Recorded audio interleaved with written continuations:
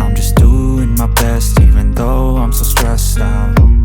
Everything just feels like a test that I fail, so depressed when I can't seem to get out. But something deep inside won't let me quit. I swear that I'm inspired by all this shit.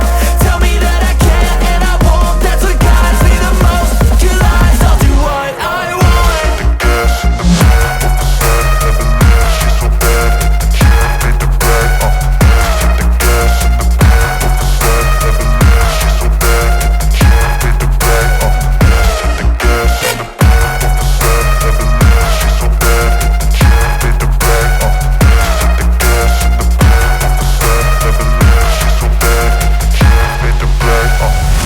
I'm inspired by thirst, I'm inspired by worth. I desire your worst, so you can just hide while I work. I ain't tired, you first. I'll write a second, third verse about the lies you go disperse. You never did shit, I know it hurts. But something